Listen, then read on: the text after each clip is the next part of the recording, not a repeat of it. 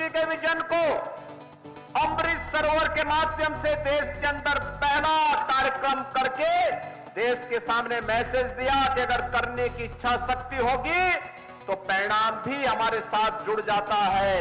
और प्रधानमंत्री जी ने मन की बात में यहां के अमृत सरोवर की चर्चा करके रामपुर को एक नई पहचान देने का काम भी किया है।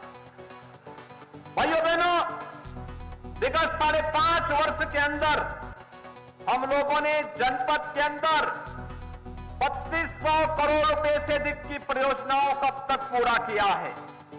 और इसमें संपर्क मार्ग भी है, विभिन्न प्रकार की अन्य बुनियादी सुविधाओं से युक्त आम जनमानस से जुड़ी हुई परियोजनाएं भी हैं।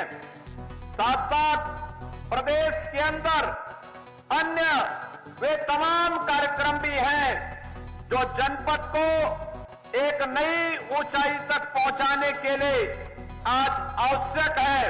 और उसी क्रम में आज मैं आप सबको इन्हीं सब योजनाओं के साथ जोड़ने के लिए आपके बीच में यहां पर उपस्थित हुआ हूं। भाइयों बहनों, हम सब जानते हैं पिछली सरकारें किस प्रकार का कार्य करती थी। स्वयं के हितों के लिए योजनाएं बनती थी, पैसा सरकार का, लेकिन अपने स्वयं के स्वार्थ से उभर करके कोई भी कार्य नहीं हो पाता था। और यही कारण था कि राजकीय मुतुर्जा इंटर कॉलेज को एक पार्टी विशेष का कार्यालय बना दिया गया और अपनी निजी स्कूल में उसे बदलने का कार्य किया गया।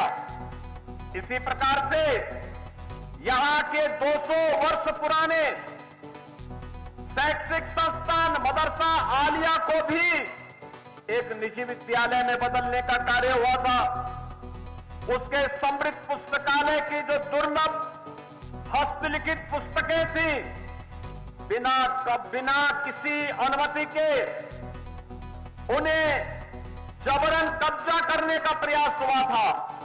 लेकिन भाइयों बहनों, सरकार ने वापस मदरसा आलिया पे हस्त लिखित जो पांडुलिपियां थी उन्हें वापस उन्हें देकर के उसको संरक्षित करने का कार्य भी किया और कहा कि दुर्लभ पांडुलिपियों के साथ खिलवाड़ करने की छूट किसी को नहीं दी जा सकती है।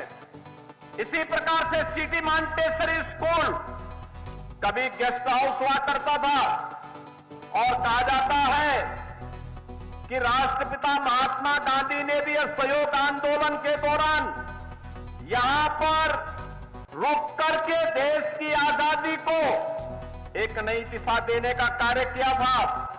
लेकिन ऐतिहासिक महत्व के इस संस्थान को भी हड़पने का कार्य हुआ था। और यही नहीं, तमाम अन्य ऐसे कार्य जो सैकड़ों करोड़ रुपए की लागत से रामपुर के विकास के लिए महत्वपूर्ण हो सकते थे, उनमें बाधा पैदा करके रामपुर को पूरी तरीके से विकास और समृद्धि से वंचित करने का जो साजिश पिछले 10-12 वर्षों से हो रहा था, उन सभी साजिशों को बेनकाब करने के लिए ही मैं बार बार रामपुर आता था आपका आह्वान करने के लिए कि हम बर्बाद न होने दें आने वाली पीढ़ी को।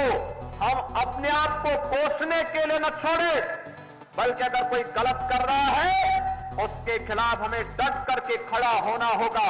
और मैं धन्यवाद दूंगा कि आपने इस लड़ाई में मजबूती के साथ आगे बढ़ करके कार्य किया।